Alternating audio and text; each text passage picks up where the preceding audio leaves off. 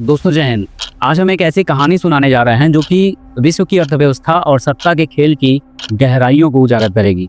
ये कहानी है चीन की, जो अपने बेल्ट एंड रोड इनिशिएटिव के जरिए दुनिया के छोटे छोटे देशों को कर्ज के जाल में फंसा रहा है। ये वो देश है जहां राजनीतिक अस्थिरता है, जहां पैसों की कमी है, जहां लड़ाई झगड़े और मुश्किलें रोज का हिस्सा है। चीन इन देशों को कर्ज देता है, सड़कें बनवाता है, हवाई अड्डे बनवाता है, बंदरगाह बनवाता है, लेकिन ये सब इतना आसान नहीं है जितना दिखता है। चीन का ये कर्ज दोस्तों कोई निवेश नहीं है। निवेश वो होता है जहां पैसे लगाते हैं और बदले में मुनाफा कमाते हैं, लेकिन यहाँ बात कर्ज की है जिसे चुकाना पड़ेगा ब्याज के साथ। चीन इन देशों को कहता है कि तुम चिंता मत करो, तुम्हारे पास पैसे नहीं है, कोई बात नहीं, मैं तुम्हें कर्जा दूंगा, मैं तुम्हारे लिए सड़कें, हवाई अड्डे, बंदरगाह बनवा के दूंगा।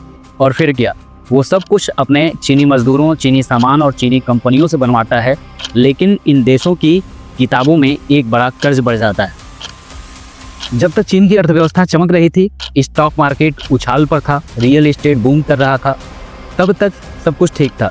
चीनी ने खरबों डॉलर खर्च किए, उसने कई देशों को अरबों का कर्ज दिया, लेकिन अब समय बदल गया है। चीन की कमाई में मंदी आ गई है, उसके बाजारों ने ट्रिलियन डॉलर गंवा दिए हैं और अब खबरें ये हैं कि 2025 में चीन 22 अरब डॉलर वापस मांग रहा है उन देशों से जिन्हें उसने कर्ज दिया है।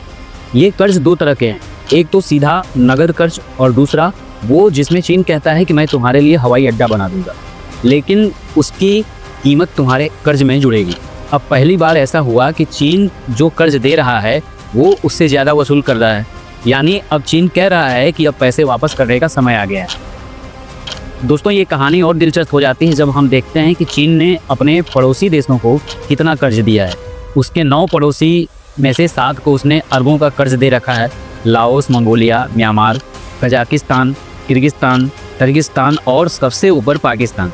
जी हाँ, पाकिस्तान ने चीन से 29 अरब डॉलर का कर्ज लिया है, जो उसके कुल बाहरी कर्ज का 22% है। विश्व बैंक से उसे 23.55 अरब मिले हैं और इसकी चुकाने में हालत ख़राब होने वाली है। सोचिए कि एक ऐसा देश जिसके पास इतना पैसा नहीं है कि जिसके नेता 1 अरब डॉलर के लिए दुनिया के सामने हाथ फैलाते हैं, उसे इतना बड़ा कर्ज कैसे चुकाना है। और ये सिर्फ 2025 की बात है, ये चुकाने के बाद उसका कर्ज खत्म नहीं होगा। पाकिस्तान की हालत ऐसी है कि न तो उसके पास पैसे हैं और न ही चुकाने की नीयत। वो कह सकता है कि हम धीरे धीरे चुकाएंगे, लेकिन इतिहास गवाह है कि पाकिस्तान ने कभी कर्ज समय पर चुकाया ही नहीं। एक बार सऊदी अरब ने पाकिस्तान को 3 अरब डॉलर दिए और कहा कि ये अपने बैंकों में रखो, खर्च मत करना, लेकिन जैसे ही नजर हटी वो पैसे गायब हो गए। यही है पाकिस्तान की कहानी और अब चीन पर दबाव है। लोग कह रहे हैं कि चीन, तुम इतनी बड़ी अर्थव्यवस्था हो, तुम्हें गरीब देशों से पैसे मांगना शोभा नहीं देता, लेकिन चीन कह रहा है कि नहीं, ये हमारे पैसे हैं और हमें वापस चाहिए। दोस्तों ये सारा खेल तब तक अच्छा लगता है जब तक पैसा बह रहा हो। जब चीन की अर्थव्यवस्था मजबूत थी तब वो कर्ज देता रहा, लेकिन अब जब उसकी अपनी कमाई कम हो गई है वो पैसे वापस मांग रहा है। ये कहानी हमें सिखाती है कि जब तक गंगा बह रही है सब कुछ ठीक है, लेकिन जिस दिन सूखा पड़ा तब सच्चाई सामने आती है। अब देखना यह है कि ये देश चीन को पैसे कैसे लौटाएगा, या फिर क्या ये कर्ज का जाल और गहरा हो जाएगा। दोस्तों हमने अभी तक चीन के बेल्ट एंड रोड इनिशिएटिव की कहानी सुनी, जिसने दुनिया भर के कई देशों को कर्ज के जाल में फंसाया है, लेकिन अब हम इस कहानी को और गहराई से समझेंगे ताकि ये साफ हो कि ये कर्ज का खेल कैसे काम करता है और इसका असर क्या है। कहानी सिर्फ पैसे की नहीं है, बल्कि सत्ता, रणनीति और विश्व की बदलती तस्वीर की भी है। चीन ने 2013 में जब बेल्ट एंड रोड इनिशिएटिव शुरू किया तो उसका मकसद था एशिया, अफ्रीका और यूरोप की सड़कें, रेलवे, बंदरगाहों और हवाई अड्डों के जरिए जोड़ना। ये एक ऐसा सपना था जिसे चीन ने सदी का प्रोजेक्ट कहा था, लेकिन इस सपने के पीछे की सच्चाई अब सामने आ रही है।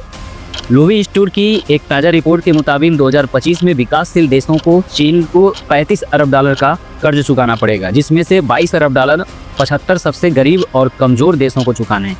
ये वो देश हैं जहां स्वास्थ्य, शिक्षा और गरीबी उन्मूलन जैसी ज़रूरी कामों के लिए पैसा पहले ही कम है। चीन का ये कर्ज 2 तरीके से दिया जाता है। पहला सीधा नकद कर्ज जो देशों को तुरंत पैसा देता है, दूसरा इंफ्रास्ट्रक्चर प्रोजेक्ट के जरिए जहां चीन सड़कें, हवाई अड्डे या बंदरगाह बनाता है, लेकिन उसकी कीमत देश के कर्ज में जोड़ दी जाती है। उदाहरण के लिए लाओस में एक हाई स्पीड रेलवे प्रोजेक्ट है जिसकी कीमत लाओस के जीडीपी का आधा है। यानी एक छोटा सा देश जो पहले ही आर्थिक तंगी से जूझ रहा है, अब भारी कर्ज के बोझ के तले दबा हुआ है। चीन का सबसे बड़ा कर्जदार है पाकिस्तान। चीन से 29 अरब डॉलर का कर्ज लिया हुआ है, जो उसके कुल बाहरी कर्ज का 22% है। इसके मुकाबले विश्व बैंक से उसे 23.5 अरब और एशियाई विकास बैंक से 19.5 अरब डॉलर मिले हैं। लेकिन इस साल 2025 में पाकिस्तान को 22 से 30 अरब डॉलर चुकाना है। ये रकम इतनी बड़ी है कि पाकिस्तान जैसे देश के लिए चुकाना लगभग असंभव है। और ये सिर्फ पाकिस्तान की कहानी नहीं है। श्रीलंका, जाम्बिया, इथियोपिया जैसे देश भी इस कर्ज के जाल में फंसे हुए हैं। श्रीलंका को तो हैबन टोटा बंदरगाह 99 साल के लिए चीन को सौंपना पड़ा था, क्योंकि वो कर्ज चुका ही नहीं पाया था। लेकिन क्या ये सब चीन की सोची समझी रणनीति है? कुछ लोग इसे डेट ट्रैप डिप्लोमेसी भी कहते हैं, यानी कर्ज का जाल बिछाकर देशों को अपने प्रभाव में लेना। लेकिन कुछ विशेषज्ञ जैसे डोबोरा ब्रांटिगम कहते हैं कि ये कहानी इतनी सरल नहीं है। उनके मुताबिक कोई ठोस सबूत नहीं है कि चीन जानबूझकर देशों को कर्ज में डुबाता है। फिर भी चीन के कर्ज देने के तरीके से पारदर्शिता की कमी हो जाती है। कई कर्जों की शर्तें गुप्त होती हैं और इनमें से ऐसी धाराएं होती हैं जो देशों को अन्य कर्जदाताओं जैसे पेरिस क्लब के साथ कर्ज पुनर्गठन से रोकती है। चीन की अपनी आर्थिक स्थिति भी अब पहले जैसी नहीं है।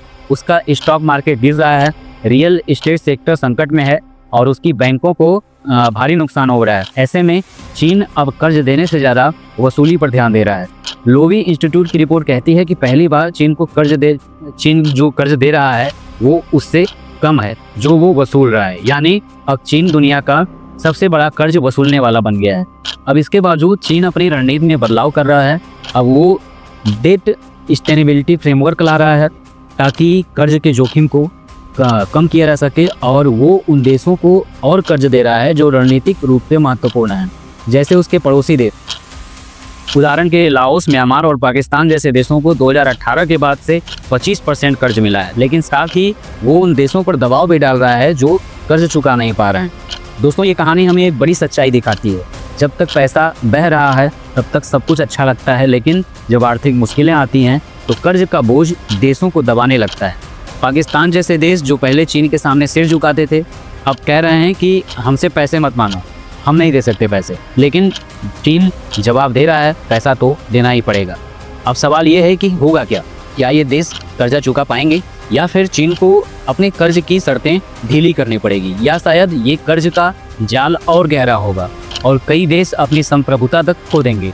एक ऐसी कहानी है जो भी खत्म नहीं हुई है, लेकिन एक बात साफ है कि जब तक गंगा बह रही है तब तक सब ठीक है। जिस दिन सूखा पड़ता है तब असली खेल शुरू हो जाता है। आज की वीडियो में इतना ही। जय हिंद।